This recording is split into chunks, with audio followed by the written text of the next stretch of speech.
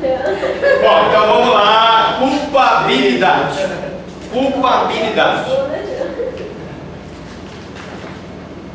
Bom, culpabilidade é a possibilidade de se declarar alguém culpado da prática de uma infração penal. Eu disse para vocês que a culpabilidade é o juízo de censura feito ao autor de um fato típico e antijurídico. A possibilidade de se declarar culpado também é um outro conceito de culpabilidade. Vamos voltar aqui um pouco no tempo para entender a culpabilidade. Nós dissemos que o crime é um fato típico e antijurídico. Dissemos também que, embora algumas pessoas, alguns doutrinadores, entendam que o crime seria um fato típico, antijurídico e culpável, explicamos para vocês que a culpabilidade ela é pressuposto de aplicação da pena.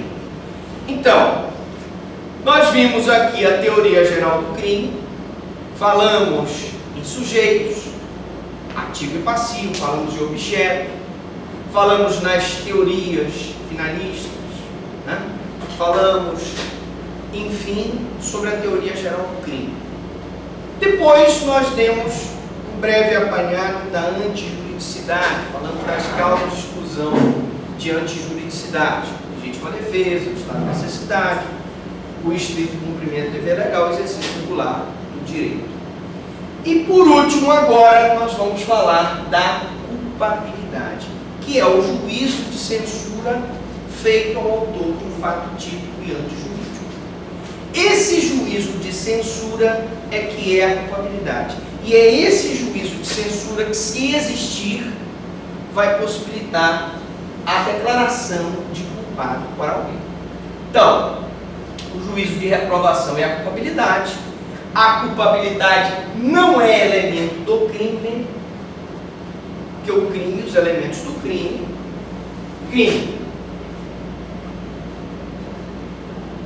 típico, antijurídico,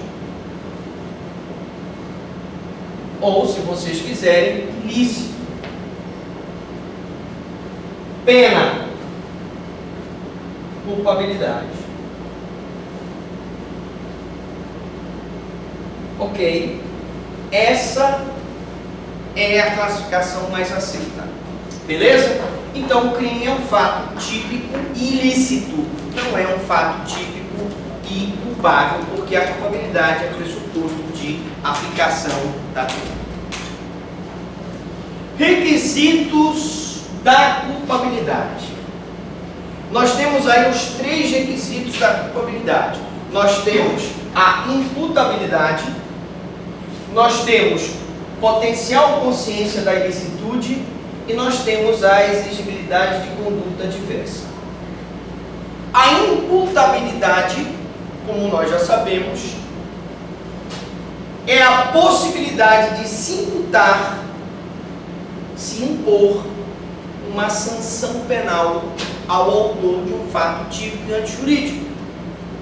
Essa sanção penal, que pode ser uma pena privativa de liberdade, seja reclusão, seja detenção, ou uma restritiva de direito, que pode ser prestação de serviço à comunidade, imitação de final de semana, interdição de direitos, ou multa, ela só vai ser imputada a uma pessoa se essa pessoa for imputável. Se a pessoa for inimputável, não poderemos aplicar a essa pessoa a pena, a sanção penal. Como também é preciso que essa pessoa tenha potencial consciência da ilicitude. É possível que ela, em virtude de embriaguez, ela perca essa potencial consciência de que aquele fato que ela está praticando é ilícito. No caso da embriaguez, por caso fortuito, ou força maior. Nesse caso, para que eu então tenha a culpabilidade, ele deve preencher o requisito da potencial consciência da ilicitude. ele deve estar consciente de que aquela conduta que ele está praticando é ilícita. E nós temos também a análise aqui da emoção e da paixão. E finalmente, nós temos a exigibilidade de conduta diversa. Nós vamos ver nessa aula de culpabilidade. A exigibilidade de conduta diversa, nela nós vamos explicar a coação moral irresistível e a obediência hierárquica. Pessoa que sofre uma coação moral para a prática de um crime, imaginemos, por exemplo, um pai que a filha está sobre a mira de um revólver e o bandido diz: olha, tu vais entrar na casa, eu sei que tu tens a chave, de lá tu vais subtrair a joia do teu patrão, senão eu mato a tua filha. Ora, não é justo, não é plausível nós impormos a esse cidadão um juízo de censura, uma culpabilidade, declará-lo culpado, se não existia uma exigibilidade de conduta diversa. Ele não tinha como se comportar de outra forma. O ladrão estava com o revólver na cabeça da filha dele, ele tinha a chave, que era o caseiro da casa, lá do patrão dele, ele era o caseiro, tinha condições de abrir para tirar a joia, para ver a sua filha livre. Como também nós temos a obediência hierárquica de ordem não manifestamente ilegal. Na obediência hierárquica, tu também não podes impor um juízo de censura a uma pessoa que pratica uma conduta ilícita, porque ela está cumprindo uma ordem. Ela é hierarquicamente subordinada àquela pessoa que está dando a ordem. A ordem não é manifestamente ilegal, portanto ela está cumprindo a ordem. Você não pode exigir dela uma conduta diversa. Então, nessa nossa aula de culpabilidade, nós vamos ver a imputabilidade, a potencial consciência da ilicitude e a exigibilidade de conduta diversa. Vamos então para a imputabilidade. O que é imputabilidade? É a capacidade de entender o caráter criminoso do fato e de orientar-se de acordo com esse entendimento. Diz o nosso Código Penal, está lá, é isento de pena o agente que, por desenvolvimento mental incompleto ou retardado, era, à época do fato, inteiramente incapaz de entender o caráter ilícito ou de determinar-se de acordo com esse entendimento. Ora, se ele, à época do fato, era inteiramente incapaz de entender o caráter ilícito do que ele estava fazendo, eu não posso impor a ele um juízo de censura, porque ele é inimputável. A inimputabilidade, ela tem dois elementos: o elemento intelectivo e o elemento volitivo. O elemento intelectivo, como o nome já diz, é a capacidade de entender, é o intelecto, é a consciência, ele saber que o que ele está fazendo é ilícito. E o elemento volitivo é a capacidade de querer. Nós sabemos que existem presunções legais em que o direito presume que aquela pessoa não tem a capacidade de querer. Por exemplo, um ato sexual praticado com uma pessoa que é deficiente mental.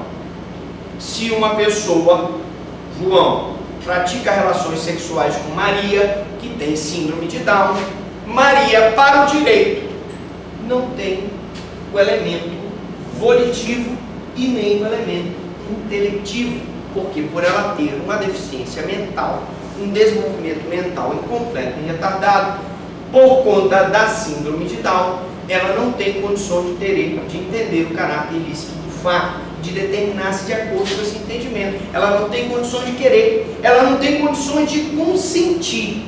É o que nós chamamos inocência consciente. Também, no caso da menor de 14 anos, que mantém relações sexuais com o namorado de 18. Se ela tem 13 e ele tem 18, embora que ele não tenha praticado a conjunção carnal mediante violência, a lei presume que ela é incapaz de entender o caráter ilícito do que ela está cometendo, ela é incapaz de consentir na prática do ato sexual, portanto, ela não tem um elemento intelectivo volitivo. Ou melhor, ainda que tenha, a lei presume que ela não o tem. Vamos então para as causas geradoras da inimputabilidade. Aqui nós temos a doença mental, que abrange todas as formas de loucura. Entram nesse tópico a dependência e o alcoolismo. E aí eu falo todas as formas de loucura. Eu tenho o louco furioso, eu tenho o fronteiriço. Vocês sabem o que é fronteiriço? É aquele que está numa região de fronteira entre a normalidade e a loucura. Existe o fronteiriço. Existe aquele que em momentos, ele tem momentos de lucidez, momentos de loucura. Ele é o fronteiriço. Tem uma prova, tem uma questão na prova de vocês sobre o fronteiriço. Vou colocar avisando. Professor, mas nesse caso, nos momentos de lucidez, ele não poderia ser imputável? Vamos já explicar essa questão da lucidez. Vamos já explicar. Vamos chegar lá. Bom, aqui eu tenho os dependentes. Professor, dependente pode ser considerado louco? Pode. Se a dependência é tal, é tão grande, tão forte, que ele, em virtude da dependência química, não tem condições de entender o caráter ilícito do fato de determinar-se de acordo com esse entendimento. Eu cito, por exemplo, o caso que nós tínhamos lá em Conceição do Araguaia, que era o Rupinol. O Rupinol era um viciado em cocaína, maconha, cocaína, ele usava vários tipos de droga. E ele se chamava Rupinol porque ele usava aquele remédio, o Rohypnol, né? Bom, o Rohypnol, foi feito um exame que constatou que ele era inteiramente incapaz de entender o caráter ilícito do fato em virtude da dependência. Portanto, para os efeitos legais, inclusive para os efeitos da lei de droga 11.343/06, ele é isento de pena, porque ele não tem condições de entender o caráter ilícito do fato. Também o alcoolismo. Se a pessoa chegar a um grau tal que o alcoolismo impeça que ela tenha um elemento intelectivo e um elemento volitivo, ela também vai ser considerada imputável e o alcoolismo, nesse caso, será considerado doença mental. Beleza? Mas não é um simples alcoolismo, não é uma simples dependência que vai causar a inimputabilidade. Temos também o desenvolvimento mental incompleto. Desenvolvimento mental incompleto, nós temos como exemplo os menores de 18 anos. Para uma presunção legal, o menor de 18 anos tem desenvolvimento incompleto. Por ter o desenvolvimento incompleto, por se levar em consideração a situação peculiar de pessoa em desenvolvimento, é que a legislação criou o ECA, que é o Estatuto da Criança e do Adolescente, que dá tratamento diferenciado para o menor. Vocês sabem que o menor não comete crime, ele pratica ato infracional. Vocês sabem que o menor não é imposto a ele pena, é imposta uma medida socioeducativa. O menor não é preso, o menor é apreendido. Enfim, todo esse tratamento privilegiado tem uma razão de ser. A razão de ser é que ele tem, pelo fato de ele ser menor de 18 anos, ele é ainda pessoa em desenvolvimento, mas está ainda em desenvolvimento mental. Também nós temos os silvícolas, homens das florestas não adaptados. E aqui uma questão muito interessante. O índio aculturado, plenamente integrado